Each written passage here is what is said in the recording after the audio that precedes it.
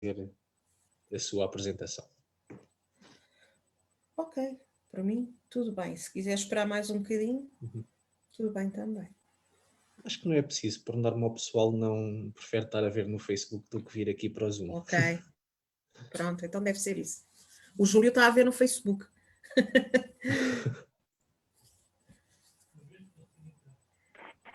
Eu vim para aqui para o Zoom porque eu não consegui entrar pelo Facebook. Se calhar foi ser demais. Talvez. Já Pois, conseguiste, por isso é que eu Júlio? entrei aqui pelo Zoom. O Júlio diz que não, eu também ainda não conseguiu. Pois, Já e como está, eu não estava a conseguir, vim para o Zoom. Está bem. agora já está em direto no Facebook da Tecnorei. Ok.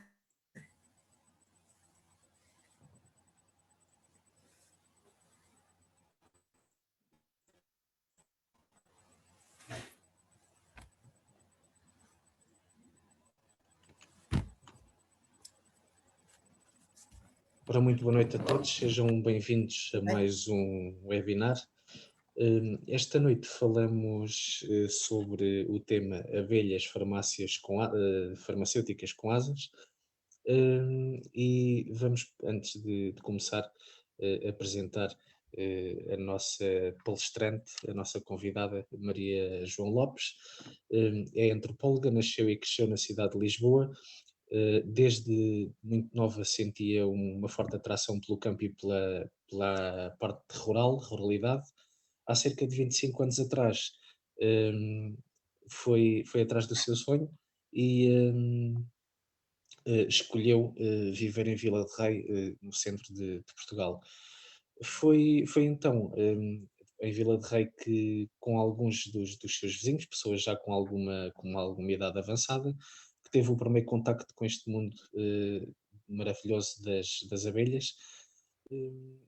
O entusiasmo cresceu e depois tornou-se, com este entusiasmo, tornou-se apicultora. Entretanto, ao mesmo tempo que o fascínio crescia e a necessidade de saber mais e entender melhor este povo miúdo, como ela chama as abelhas, levaram-na a procurar mais conhecimento no ISA e a partir daí a apicultura tornou-se na sua área de trabalho, quer como apicultora, quer como formadora também nesta área em específico. Atualmente tem apiários em Vila de Rei e Sintra, a sua melaria, que é a Baiquintal, é também no concelho de Vila de Rei, e a Baiquintal, que foi a marca que a Maria João criou, que comercializa os diferentes produtos da colmeia, que depois, se ela quiser, irá certamente falar também um pouco da Baiquintal. Portanto, vou convidar a Maria João. Antes de mais, obrigado por aceitar este convite para estar aqui a falar sobre este tema e disponibilizar este tempinho. Boa noite a todos. Quem tem a agradecer sou eu, à Tecnorei, na pessoa do Telmo Martins, para participar neste webinar. Para mim é sempre um gosto falar das abelhas, deste inseto que muitas vezes é tão desprezado, mas que deveria ser mais respeitado, mais levado em consideração, porque está na base, é um dos pequenos animais que está na base da nossa sobrevivência. O trabalho mais importante das abelhas, e tão pouco valorizado, é a polinização das flores. Para haver fruto, tem que haver por detrás o trabalho feito por um polinizador, em que a abelha se inclui e é de facto o polinizador mais de abelhas farmacêuticas com asas. De um modo geral, o meu objetivo é dar-vos a conhecer alguns dos produtos produzidos pelas abelhas e dos quais nós, humanos, podemos tirar partido para prevenirmos e tratarmos certas maleitas e em que esse partido que nós tiramos dos produtos produzidos por as abelhas tem o nome de apiterapia. Então, no fundo, quando ouvirem falar de apiterapia, o que é isto? É a utilização dos diversos produtos derivados das abelhas para tratamento terapêutico da nossa saúde. E a capacidade de tratamento e cura dos produtos produzidos pelas abelhas não é propriamente uma novidade, não é? Todos nós sabemos, já dos tempos dos nossos avós e bisavós, que as abelhas sempre tiveram um papel importante na história, e os produtos que elas produzem durante muito tempo estiveram relegados para lojas de artigos secundários, mas que atualmente esses produtos acabam por têm vindo a conquistar clientes e acabam por reencontrar o justo lugar que merecem, quer nas prateleiras dos supermercados, em setores muito específicos, muito ligados aos probióticos, aos produtos saudáveis, quer também nas farmácias e em parafarmácias, não é? Já é muito comum, as farmácias não vendem propriamente mel, que é o produto que toda a gente conhece, mas agora, quando passamos pela montra de uma farmácia qualquer, nós encontramos anúncios, publicidade, às pastilhas para a garganta, com mel e própolis, com xaropes à base de própolis, e também a fortificantes como a geleia real e outros, não é? Agora, o que é que realmente as abelhas terão de tão importante? Qual será essa capacidade para conseguirem de simples produtos produzidos por elas sem intervenção do homem, tornarem-se assim tão especiais? Então, as abelhas, quando produzem esses produtos, não servem só de alimento para elas, como é o caso da própolis, que não é um alimento, mas é uma arma que as abelhas utilizam de combate a algumas doenças que as afetam. O que faz com que esses produtos, como o mel, o pólen, a própolis, a geleia real, a própria apitoxina, sejam produtos excepcionais, quer de combate à doença, mas ainda mais importante, a meu ver, que são excepcionais na prevenção de certas doenças.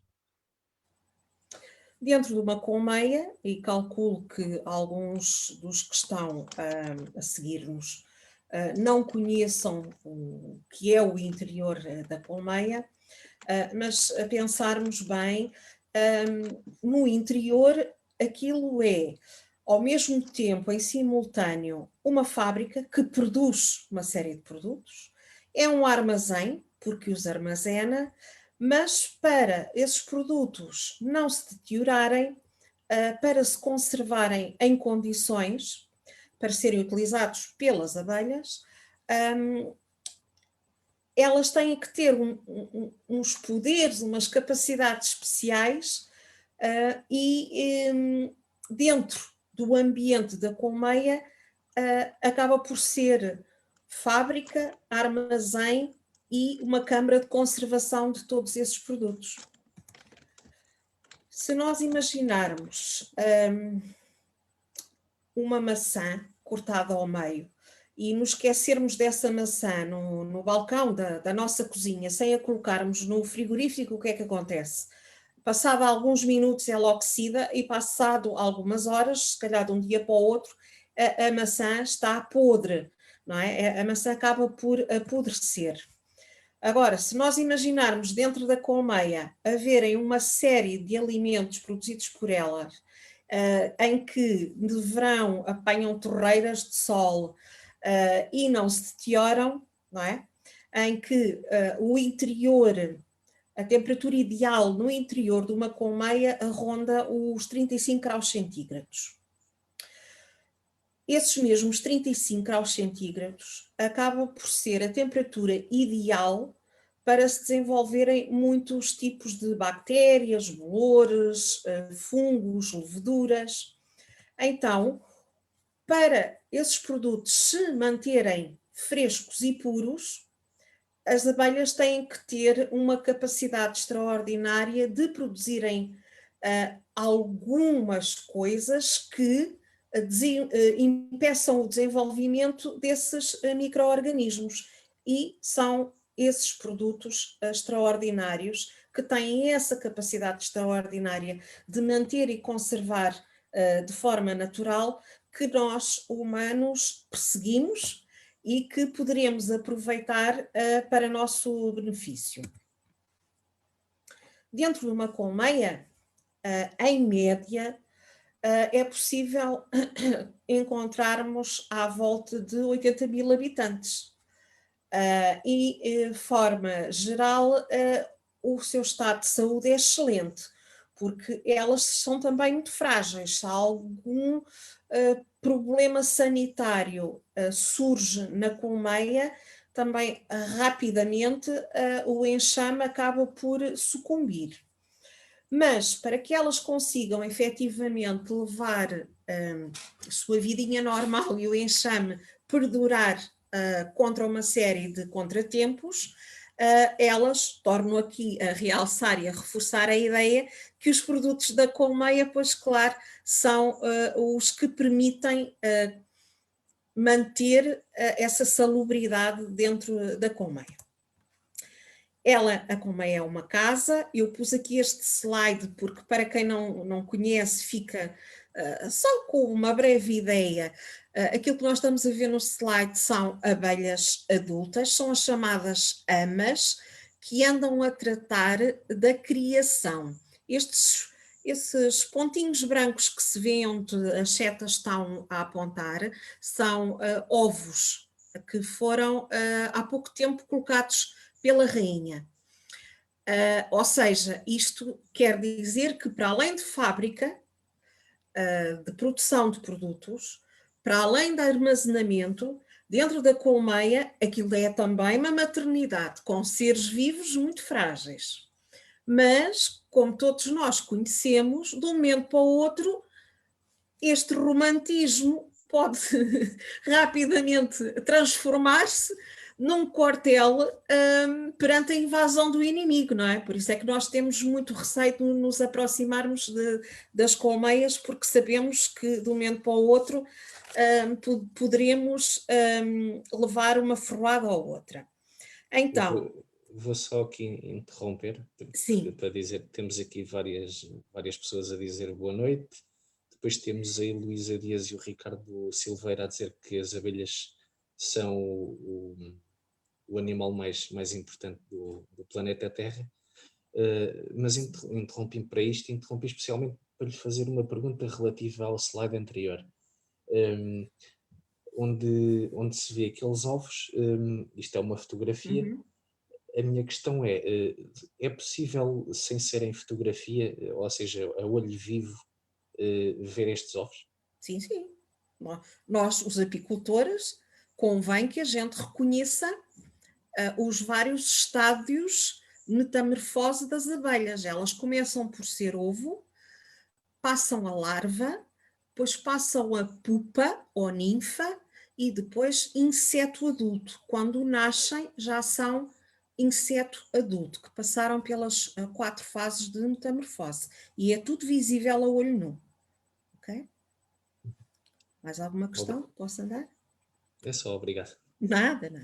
Então é assim, quando o inimigo tenta abordar a colmeia, inimigos, quer dizer, não somos só nós humanos, não é? Há outros animais, pequenas lagartixas, pequenos ratinhos do campo.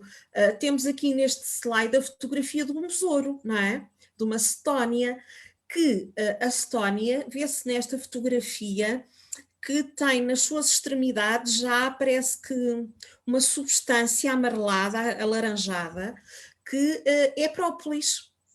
Então, estas cetónias, que gostam bastante de entrar para dentro das colmeias e gostam de lá ir lamber um bocadinho de mel, é um inimigo para a abelha. E então, estas cetónias têm um mecanismo de defesa que é terem a carapaça muito rija. A abelha não consegue ferroar este tipo de invasor.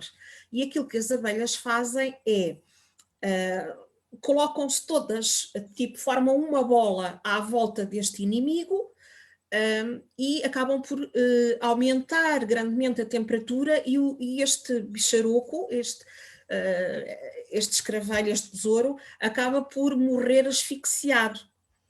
Só que, como ele tem a carapaça tão rija, da mesma forma que as abelhas não conseguem ferroá-lo, depois também as abelhas não têm dente, as abelhas não mordem ninguém, as abelhas picam.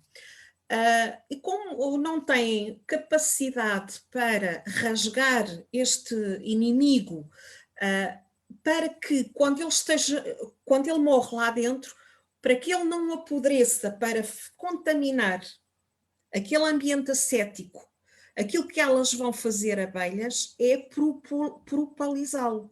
Ou seja, vão tentar e conseguem-no fazer, mumificá-lo.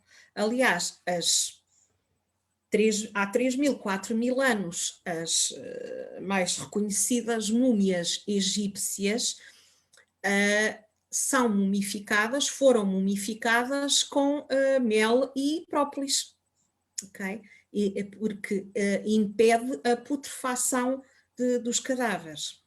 Por isso, muitas das vezes o apicultor, quando abre a colmeia, às vezes encontra situações destas, ou seja, aqui as abelhas viram que estava este invasor, conseguiram matá-lo asfixiando e agora, para que ele não apodreça lá dentro, aquilo que elas vão fazer é propolizá-lo. Então isso quer dizer que a própolis há de ter características, não é? Muito especiais para conseguir evitar a putrefação deste animal. Mas já iremos falar da própolis em específico. Então, relembrando aqui, nós humanos temos à nossa disposição todos estes produtos que são exclusivamente produzidos pelas abelhas e que, apesar de estarmos em pleno século XXI, em que já conseguimos pousar em Marte, ainda ninguém conseguiu fazer com exatidão geleia real, mel, pólen, apícola, pão de abelha, própolis, cera e apitoxina. Okay? Porque nós hoje não vamos ter tempo de falar em todos estes produtos, porque a sua composição química de alguns destes elementos é tão complexa que ainda não está totalmente caracterizado por químicos, porque são elementos ainda bastante estudados e que não estão ainda definidos. Agora, cada um destes produtos tem as suas particularidades. A própolis é mais eficaz que o mel para certas doenças. A geleia real será melhor que o veneno da abelha noutras tantas. E cada produto pode ainda complementar o outro, não é? Há produtos que, sendo usados em simultâneo, poderão ajudar a solucionar algum problema de saúde ou prevenir algum problema de saúde. Eu queria, de certa forma, explicar-vos um pouco, muito resumidamente, como é que as abelhas produzem esses produtos e abordar quais são os poderes curativos que cada um destes produtos tem. Quero aqui também chamar a atenção que estes produtos não curam o incurável, mas podem ser um atalho para reduzir a dor e o sofrimento, não é?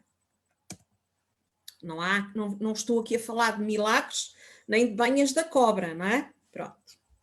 Agora, começando pelo mais conhecido de todos, que é o mel, toda a gente sabe o que é o mel.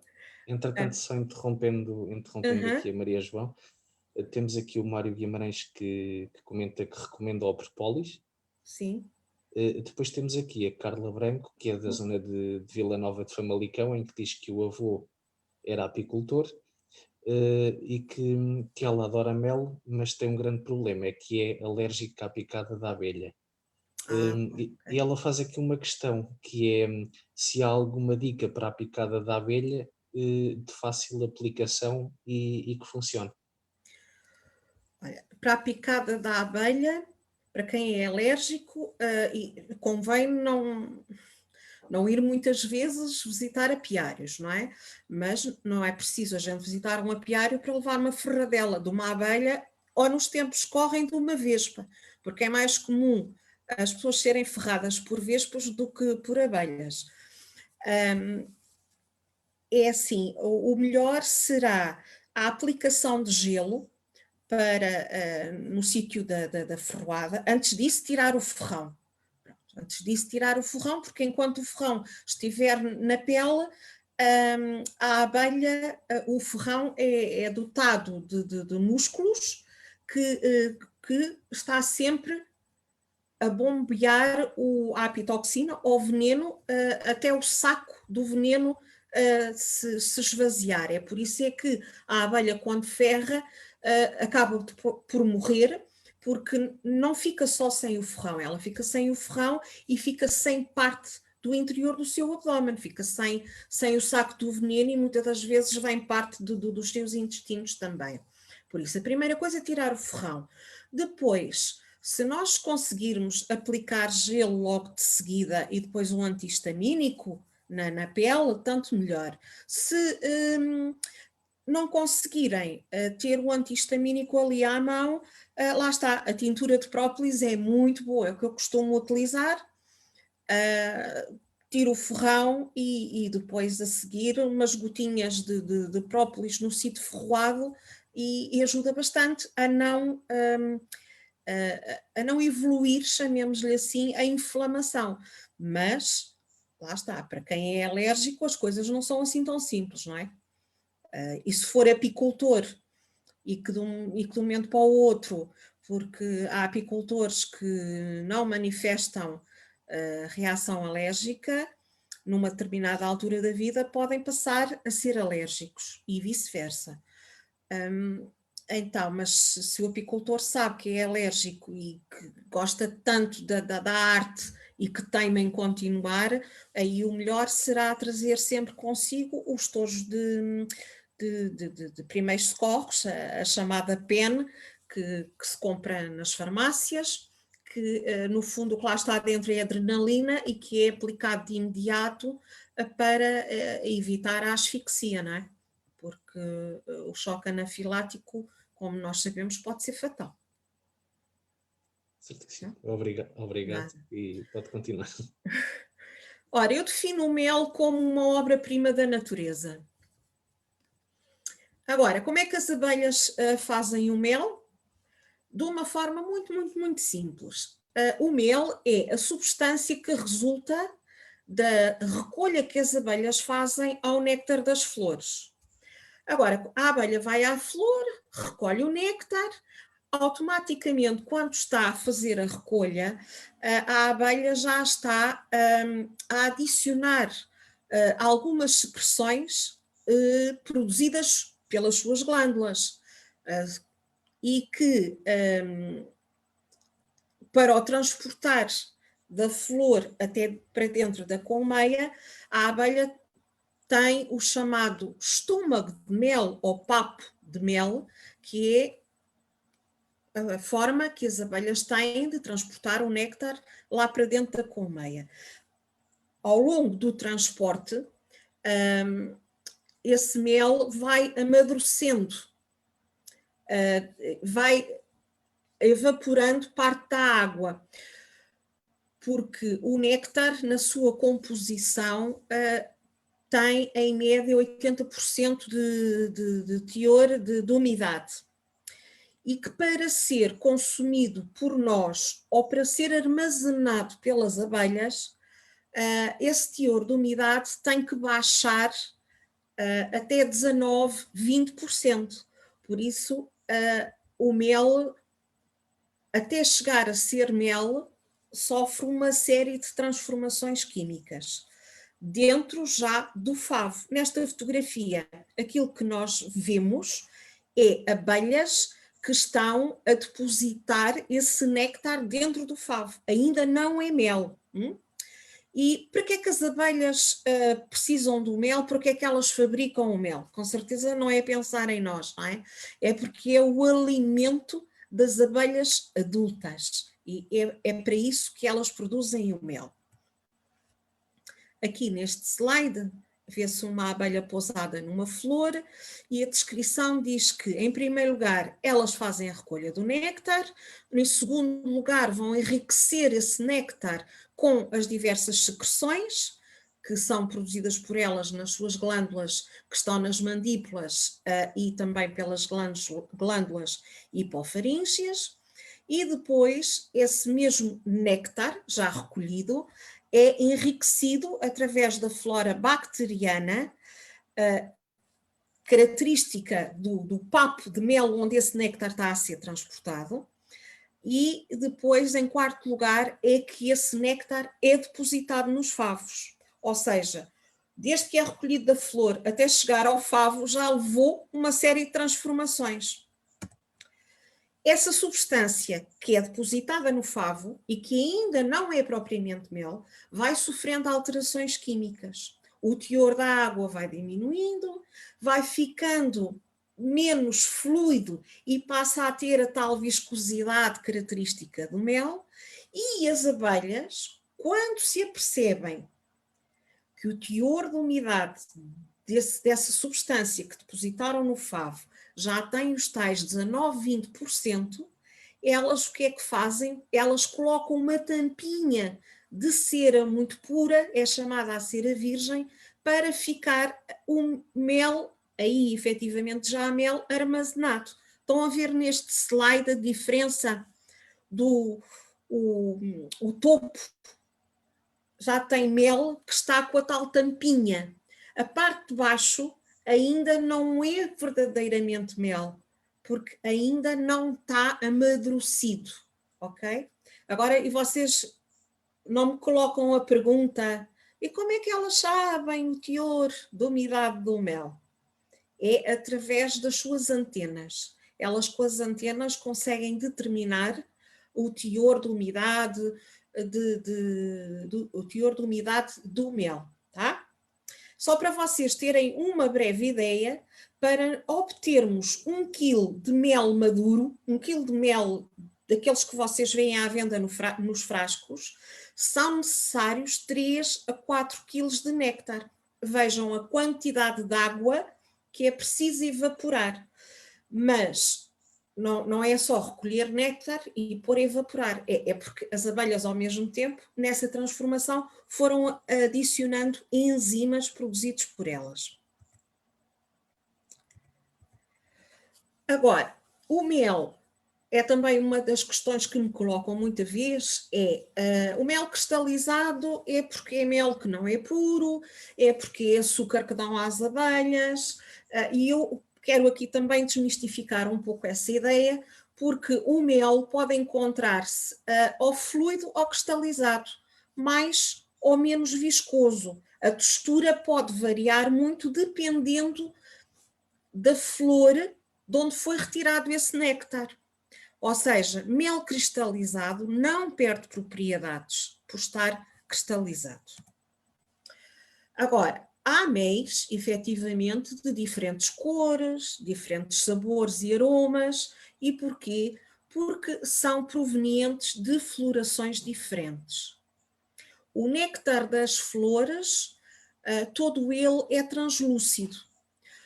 O pólen depois que se encontra nessas mesmas flores e que é transportado também pelas abelhas para o interior da colmeia, é que vai dar tonalidades e sabor e predominâncias florais a esse néctar. Por isso, eu digo muita vez que o mel, à semelhança do vinho, é um produto de terroir, porque acaba por ser a expressão da flor em si, mas a ação do homem também é importante, porque isto só para ir buscar aquilo que falei há pouco, imaginemos se alguém, um apicultor, vai recolher o mel à colmeia antes de ele estar maduro, antes de ele estar em condições de ser colhido, a que nós chamamos, antes de fazermos a cresta está para a apicultura como a vindima está para a uva. Quando o apicultor vai crestar, tem que ter a garantia de que o mel já está em condições de ser recolhido, porque senão rapidamente se deteriora, rapidamente vai fermentar. Por isso, o mel acaba, no fundo, por ter estas características que é a conjugação do terreno e às vezes a mesma moita de flores, de um ano para o outro, produz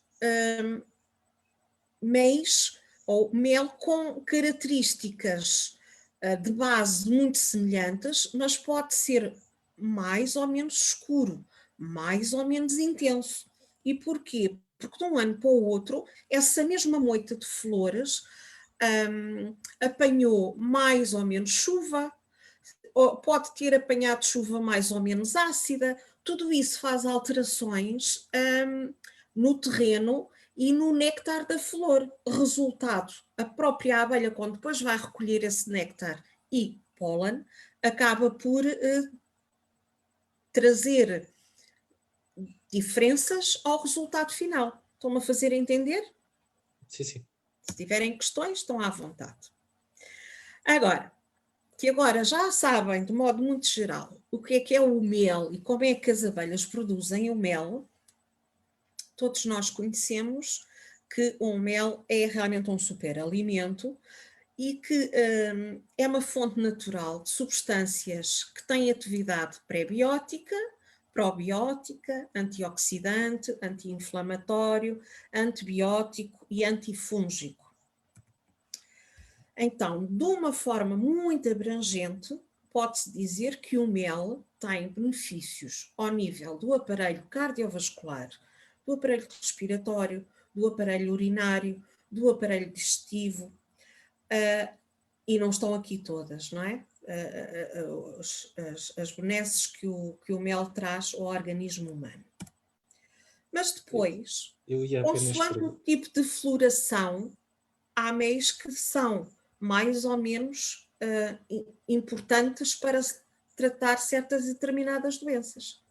Mas, Telmo, ias-me perguntar alguma coisa?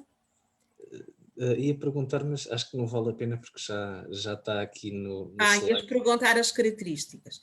Então, não, por acaso, ia perguntar se também dizem que o mel é um bocado calmante para o sistema nervoso, ansiedade. Exatamente, sim. Pronto, a resposta já está aqui, por isso Pronto. é que O mel de rosmaninho é muito comum.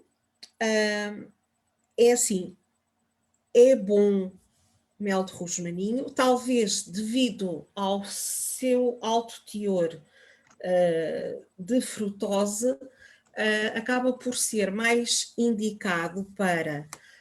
é um mel de características em termos de paladar e olfativas, um dos mais suaves.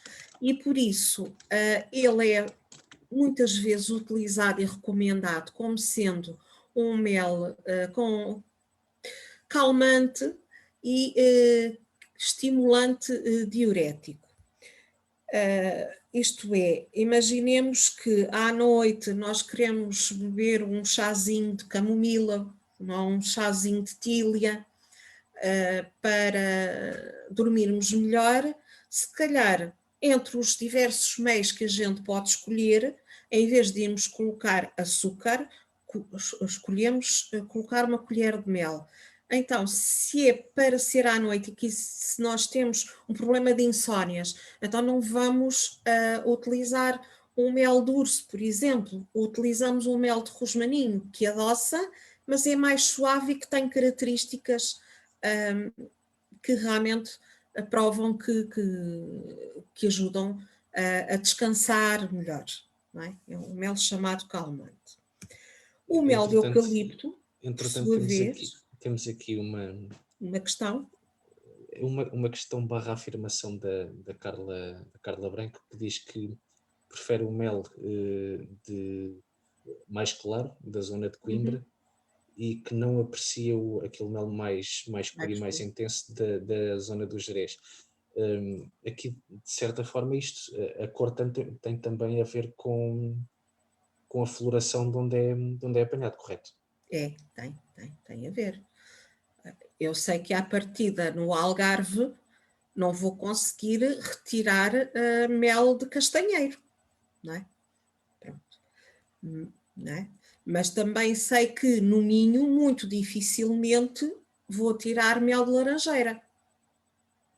De qualquer das formas, antes de nós apicultores colocarmos o mel à venda rotulado com a indicação floral que é, não é só porque eu deduzo que se tenho colmeias em Vila de Rei, então a floração mais abundante por aí é urso. Então o mel que eu vou tirar daí é todo de urso. Não, eu tenho que mandar fazer análises polínicas e físico-químicas que me vão certificar que o mel efetivamente na sua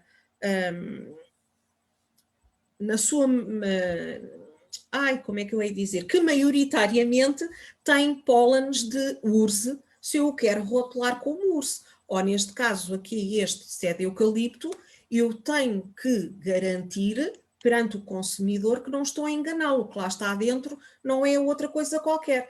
Tem que ter uma determinada percentagem de pólenes de eucalipto para que eu possa rotular como eucalipto. E por aí fora.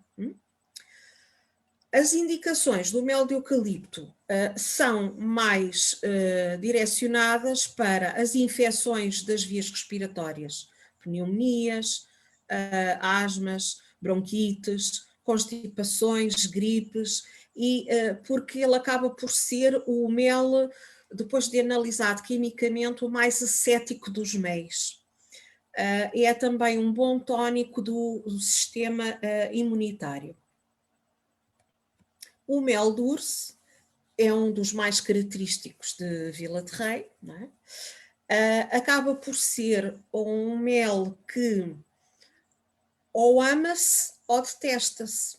Porquê? Porque eu costumo dizer que é um mel para palatos mais trabalhados, mais exigentes, porque é o mais intenso dos meis. É um mel que, esta frase também é minha, que contém toda a essência da montanha. Não é? É um mel que, quando nós abrimos a tampa, tem por obrigação aquele aroma a madeira, a urzes, a montanha, não é? A frutos vermelhos, a madeira molhada, muitas das vezes. E isso deve-se ao facto de as urzes serem flores efetivamente de montanha, não é? E são meios mais ricos em sais minerais. E por isso o seu paladar acaba por ser muito intenso e a sua cor, por norma, também é uma cor escura. Mas atenção, não vamos confundir a tonalidade do mel de urze escuro, por exemplo, com o mel de castanheiro de Trás-os-Montes ou também do Gerês, que é também muito escuro e que, no entanto, em termos de paladar, diverge bastante do de urze, não é? Pronto. Agora, esses sais minerais acabam por fazer deste mel de urze o mel mais rico em termos nutricionais. porque na sua composição acaba por ser, dos meios portugueses, muito completo e é muito rico em antioxidantes. É uma palavra, um chavão que chama hoje bastante a atenção ao consumidor. Antioxidante, a gente associa logo anti-envelhecimento, não é? Aqui nas indicações, quando eu ponho que ele é preventivo de doenças degenerativas, é precisamente graças à grande variedade de polifenóis e antioxidantes que este mel tem, não é? Só que, efetivamente, não há muita gente a apreciá-lo. Há pessoas que preferem os meios mais suaves, de cores clarinhas, mas pela minha experiência como produtora deste mel de urze, é assim, há clientes que, quando efetivamente gostam, apreciam, fidelizam-se a este mel e não conseguem, quando eu não consigo dizer assim, olha, não tenho de urze, agora tenho de rosmaninho, e as pessoas dizem, oh Maria João, eu sei que a qualidade é boa, mas em termos de palato não sou capaz, é demasiado doce. E é demasiado doce porque, em termos de quantidade de açúcares, ele é semelhante, eles são todos semelhantes. A questão é que uns são mais ricos em sais minerais que outros e por isso parece que acaba por anular o doce dos meios mais claros. Ele é também indicado como um produto bom para quem sofre de cálculos renais e cálculos na vesícula. É bastante diurético do aparelho urinário e genital. E depois temos o mel de mil flores, também muitas vezes designado como mel multifloral. É um mel em que existem uma diversidade tão grande de pólenes, que não se consegue identificar uma flor que sobressaia no meio de todas as outras. Por isso, é o mel talvez mais indicado para tratamento de feridas, queimaduras, como fortalecedor do sistema imunitário e como um mel que é também muito bom para combater a fadiga física e psíquica. Acaba por fazer o equilíbrio entre os mais suaves e os mais intensos, e por isso é também um bom mel para nós utilizarmos na confecção de pratos de culinária, não digo só de doces, mas porque acaba por ser bastante neutro, como eu digo, nem demasiado doce, nem demasiado intenso. Depois, outro dos produtos, este classificado como um super alimento, é o pólen apícola. É totalmente produzido pelas abelhas. Ele é o pólen que é recolhido por estas amiguinhas nos órgãos masculinos das flores, só que elas, quando estão a fazer a recolha do pólen, acabam por ir adicionando substâncias salivares e por isso já estão a enriquecer um simples pólen de flor e estão a transformá-lo em pólen apícola. E como é que o apicultor consegue ter então este pólen à venda em frasquinhos para o consumidor? Como é que nós conseguimos recolher o pólen? É colocando umas armadilhas, a que nós chamamos de capta-pólenes, à entrada das colmeias, e que as abelhas, como podem ver aqui pelo slide, quando estão a tentar entrar lá para dentro, há uma parte do pólen que elas transportam para dentro da colmeia que não passa e que fica recolhido neste capta-pólen, que é um equipamento, é uma gavetinha, pronto. E que este pólen depois, que é recolhido diariamente pelo apicultor, aquele que não entra para dentro da colmeia, e que é depois sujeito a um processo físico de desidratação, nada mais. E lá está. E porquê é que tem que ser desidratado? Porque ele indo para dentro da colmeia, ela estando lá a tratar dele, ele não oxida nem fermenta. Mas nós, quando lhe o retiramos e se o quisermos conservar, temos que o desidratar, porque de outra forma não temos condições de o manter e ele em poucos dias iria fermentar, ganhar leveduras e bolores e tornar-se impróprio para consumo. Mas então o que é que este pólen tem assim tão extraordinário? Posso-vos dizer que ele está classificado atualmente pela Organização Mundial de Saúde como o alimento mais completo que se conhece. É pura proteína vegetal. Na sua composição encontram-se aminoácidos, lípidos, vitaminas, flavonoides, oligoelementos, minerais e fibra. E ele é o mais completo de todos, porquê? Porque é o único alimento conhecido até hoje onde se encontram os 8 aminoácidos essenciais para o homem. Porque nós precisamos destes 8 aminoácidos e vamos buscar uns a um alimento, outros a outro, percebem? Aqui estão o pólen tem 21 aminoácidos, mas há 8 deles que são essenciais ao homem, estão todos presentes aqui no pólen. Por isso, o valor biológico das proteínas do pólen é muito elevado. Eu não sei se depois a apresentação se fica disponível, se não fica.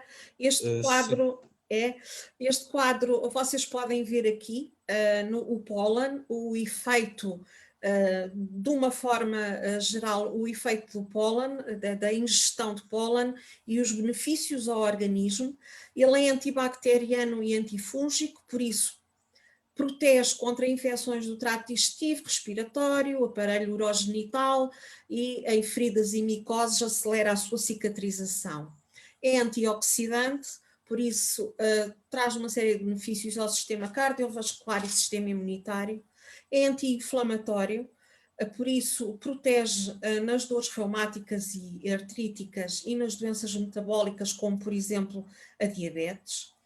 É um prebiótico e probiótico, atua com enormes benefícios na flora intestinal e no estímulo do sistema imunitário.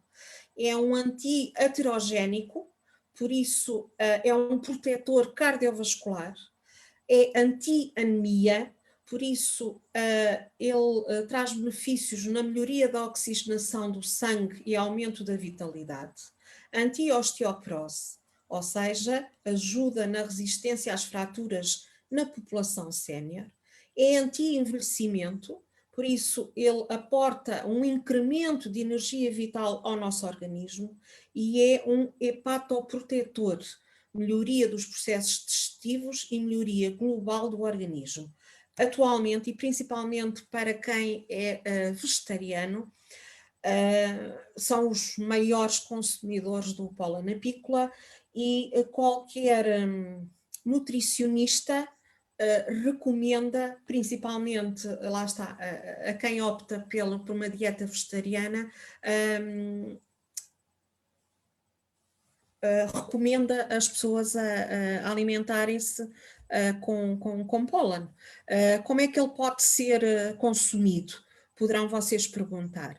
Ou podem comer 1, 2 colherinhas de sobremesa diariamente, de preferência logo pela manhã, mas também podem misturá-lo no pão, conforme se vocês produzem o pão em casa, pode ser substituto das sementes que nós pomos no pão, mas também podemos barrá-lo com um bocadinho de mel, uma fatia de pão e pôr um bocadinho de pólen por cima.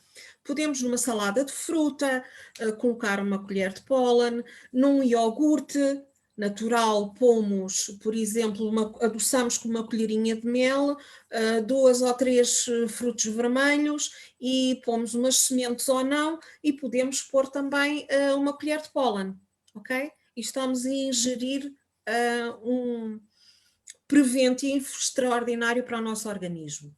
Por isso ele está indicado estados de convalescença, fadiga, anemia, esgotamento psíquico, depressão, estados ansiosos.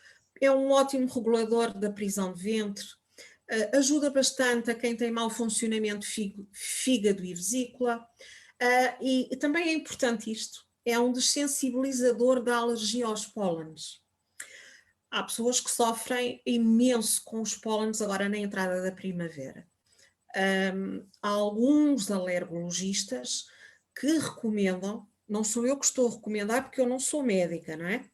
Mas há alguns que recomendam experimentarem comer aí, no início do outono, setembro, outubro, vão começando com uma colherinha de café de pólen 2 em 2 dias, 3 em 3 dias. Quando chega à altura dos pólenes em que as pessoas andam aflitas, a espirrar, a chorar, a tossir, já o organismo se desensibilizou em relação aos pólenes libertados pelas árvores e pelas flores. Também é muito importante e ajuda ao mau funcionamento dos ovários.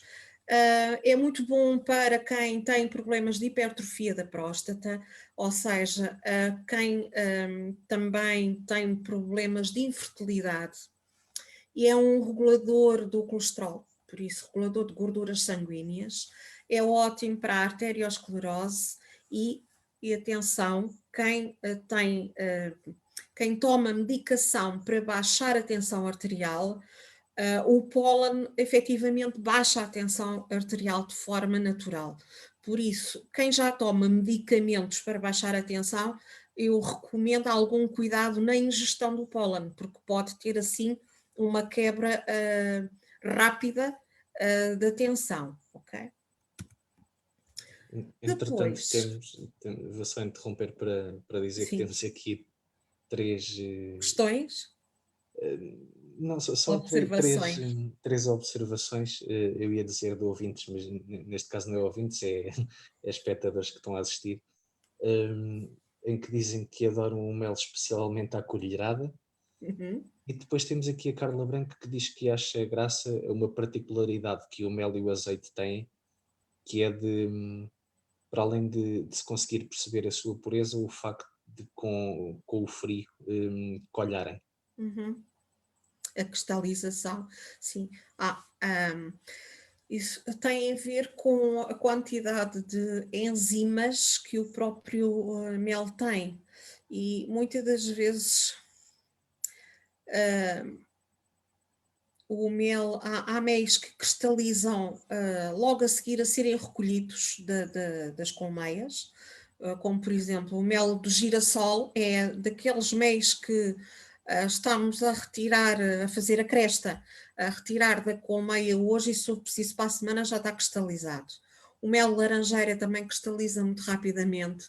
Lá está, os méis de montanha, como é o caso de urso, castanheiro, são méis com mais sais minerais, em que a sua cristalização demora mais tempo a acontecer.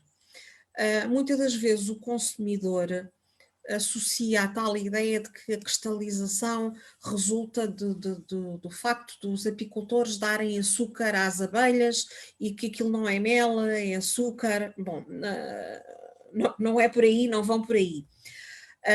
E muitas das vezes o consumidor é exigente e acha que o mel só é bom quando é completamente fluido. Muitas das vezes aquilo que o apicultor, mas acontece mais naquelas marcas mais de quantidades, de grandes quantidades, vêm-se obrigados a aquecer o mel para lhe destruir essas tais enzimas que permitem a cristalização do mel.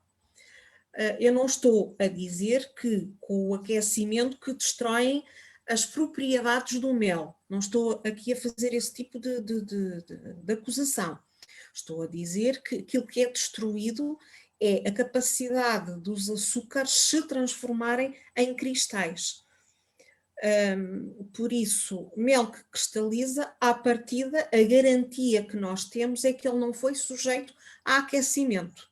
Tá? É por aí, sim, senhor.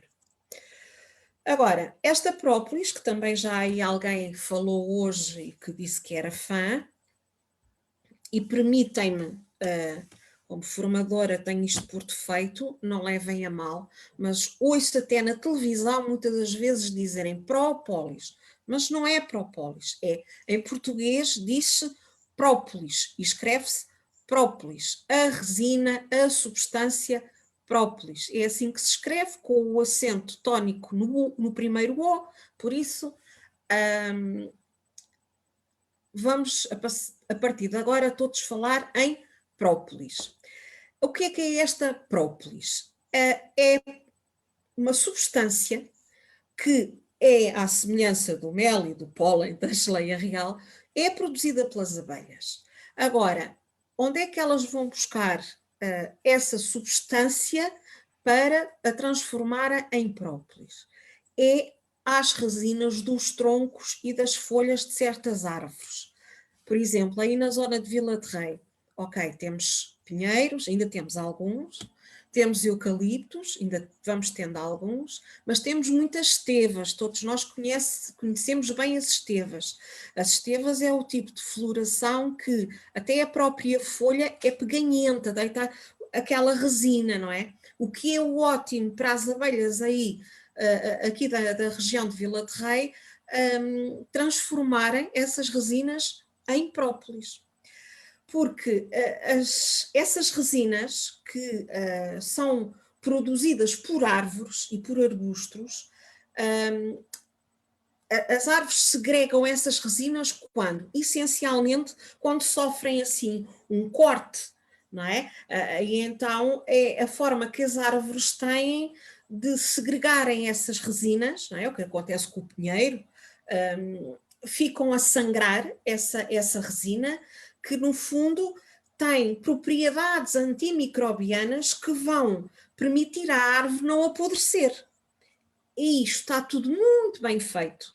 As abelhas, desde há milhares de anos, que se aperceberam que as árvores, ao segregarem essas substâncias que têm essas propriedades antimicrobianas, poderiam ser aproveitadas pelas abelhas e serem recolhidas e transportadas lá para dentro da colmeia para evitar a putrefação dos tais animais mortos, e utilizam também as abelhinhas a próprios para a limpeza de todos os favos. Antes da rainha pôr o ovinho, há uma série de abelhas que têm a função de limpar. E limpam com o quê? Limpam com a própolis. É o antisséptico, o produto desinfectante que elas têm para fazer a limpeza dentro da colmeia. Neste slide, aquilo que a abelhinha leva nas suas patas, nada mais, nada menos é do que resinas, que elas, para retirarem das árvores, colocarem aqui nas patas, quando chegam à colmeia, tirarem das patas e utilizarem nos locais onde querem, têm que utilizar as mandíbulas. Ao utilizarem, lá estão elas a adicionar outro tipo de enzimas que vão transformar uma simples resina nessa substância milagrosa, entre aspas, que é a própolis. E que, no fundo, acaba por ser o produto que vai garantir a imunidade social do enxame. Então, ok, como é que nós apicultores fazemos para ir retirar essa própolis? De uma forma muito simples também, digo-vos que, como mostra aqui na fotografia, nós, para incentivarmos as abelhas a produzirem própolis, não é? Assim, porque a gente não consegue lá dentro dos favos tirar os bocadinhos para nós. Nós utilizamos, é o mais comum utilizarmos estas redes, que são redes específicas de plástico de qualidade alimentar, para que as abelhas propolizem essas redes. Ao colocarmos isto na colmeia, as abelhas entendem que aquilo é uma coisa que tem necessidade de ser propolizada, de ser limpa, de ser desinfetada. Todas as tabuinhas e o interior que está dentro da colmeia, as tabuinhas aqui onde elas põem o mel e tal, nós chamamos de quadros. O interior da parede das colmeias, os quadros, é tudo propolizado por elas. É tudo limpo, desinfetado. Se nós colocarmos uma rede, é o que elas vão fazer. Depois daquilo estar assim tudo completo, nós vamos lá e recolhemos a rede e depois, pronto, não interessa para aqui estar a ensinar como é que depois se faz, mas é um processo físico muito simples, em que nós não misturamos mais nada, nós só aproveitamos essa própolis para depois, muitas das vezes, ser entregue a laboratórios para entrarem na composição de medicamentos. Eu digo muita vez que é assim, todas as substâncias que passam pelo aparelho digestivo das abelhas passam a ter um potencial medicinal extraordinário. A resina só por si não tem capacidade de nos ajudar a combater doenças, o pólen das flores também não, a geleia real também não, mas automaticamente, quando é utilizado pelas abelhas e em que elas metam as mandíbulas para amassarem e transformarem, fica tudo com capacidade medicinal. Esta própolis é quimicamente muito complexa na sua composição. E, como eu disse de início, existem ainda hoje substâncias que fazem parte dessa composição que estão por classificar. Está no topo da lista dos antibióticos naturais. Só em compostos flavonoides são conhecidos mais de 300 compostos. Esses compostos têm sido os mais investigados e são considerados como os responsáveis por diversas atividades biológicas atribuídas à própolis. O efeito mais importante dos flavonoides é a sua propriedade antioxidante, lá voltamos nós outra vez ao chavão do antioxidante, e tanto os pesquisadores como os consumidores, que cada vez mais têm noção da capacidade deste produto, que é a própolis, têm mostrado muito interesse e há estudos elaborados, muitos estudos em diversos países do mundo que provam o potencial da própolis na prevenção do cancro e também na prevenção de doenças cardiovasculares devido às suas propriedades antioxidantes. Ora, se é um produto que tem na sua composição mais de 300 flavonoides, e se nos flavonoides o mais importante são as propriedades antioxidantes, acaba depois por haver uma relação direta na prevenção deste tipo de doenças. É ao mesmo tempo um antibiótico e um bactericida, possui propriedades antifúngicas, é muito bom na prevenção da aglutinação de trombócitos, ou seja, evitar os trombos que fazem os infartos e os AVCs. Por isso é também muito bom na correção do colesterol, da hipertensão e é muito utilizado na produção de anestesias, porque o seu poder anestésico é 3 a 4 vezes superior à cocaína e é muito superior à novocaína. Nós, humanos,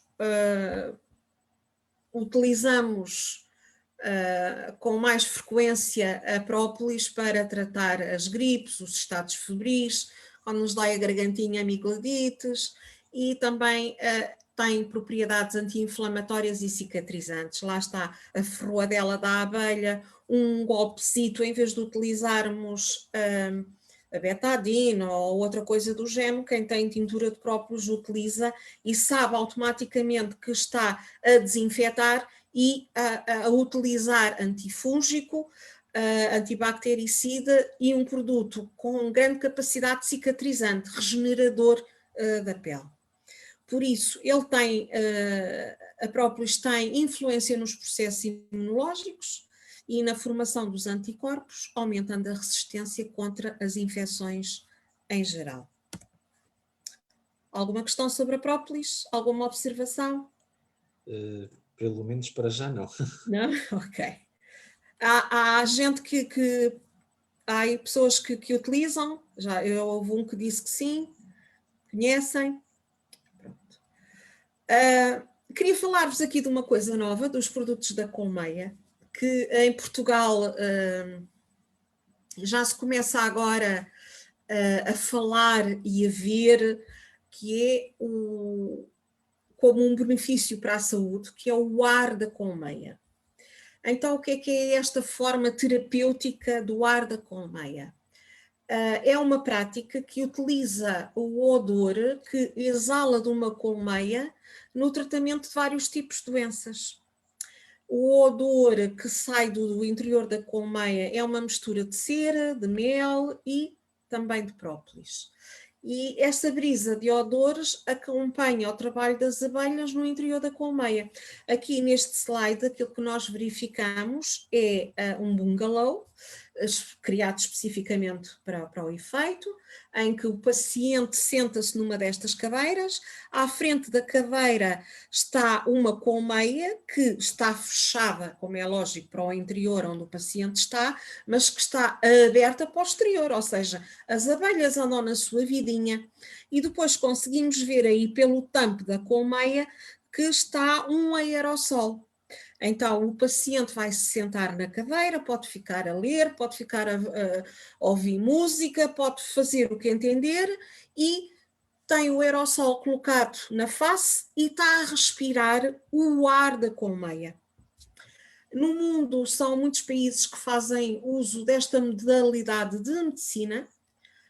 Há clínicas especializadas, a Alemanha, Suíça, os países de leste quase todos, Inglaterra, Estados Unidos também, que são sanatórios específicos e que são clínicas dotadas de profissionais de várias especialidades da área de saúde humana. Ou seja, em Portugal ainda não é uma realidade Está aqui. É? Em Pedras Salgadas, em Portugal, quer dizer, eu sei em Portugal várias pessoas que utilizam isto de forma particular, de forma privada, pronto. Como centro de spa, como centro de sanatório para efetivamente tratamento de doenças do aparelho respiratório, certificado, só conheço este em Pedras Salgadas, que é um pequeno centro de terapia com o ar da colmeia, e as instalações permitem realizar o tratamento por aerossol a 4 pessoas em simultâneo. Não é?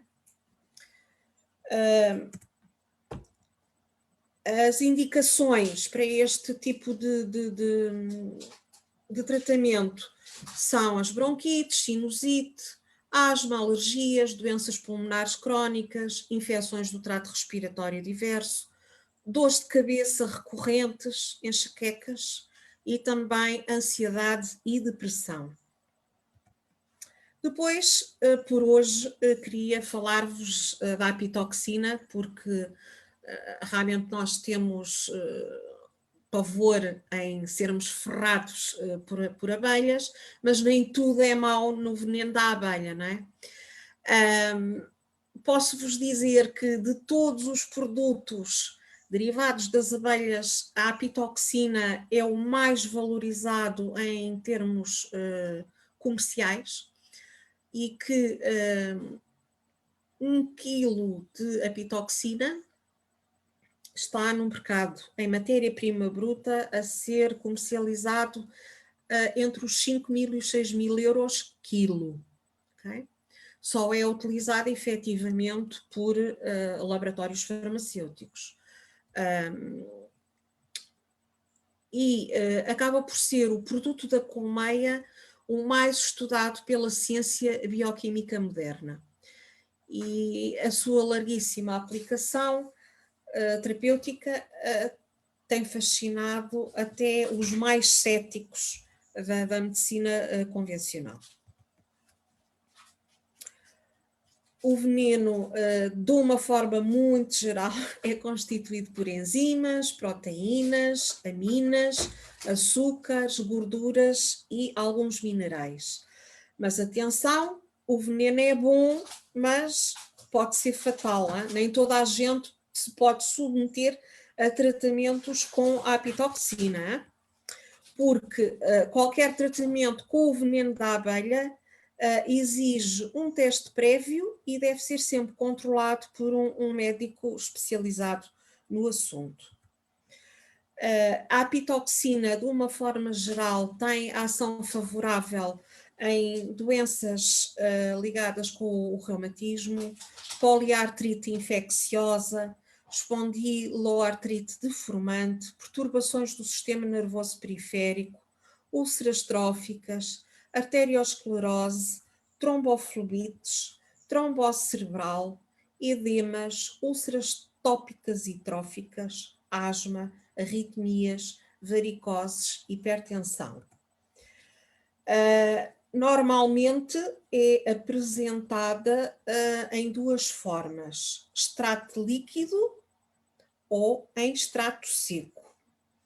No extrato líquido, podemos, quando digo podemos, os apicultores podem obtê-lo por extração do veneno junto às colmeias e depois é transformado e é levado para o mercado para os pacientes utilizarem sobre a forma de injeções subcutâneas ou intramusculares, ou então há uma outra forma, falarei um bocadinho em uns slides à frente, que é por picada direta da abelha. No extrato seco, porque a apitoxina é produzida pelas abelhas através da sua glândula do veneno, e depois o veneno é recolhido em forma líquida, porque à semelhança dos outros produtos da colmeia, na sua constituição tem uma grande quantidade de água.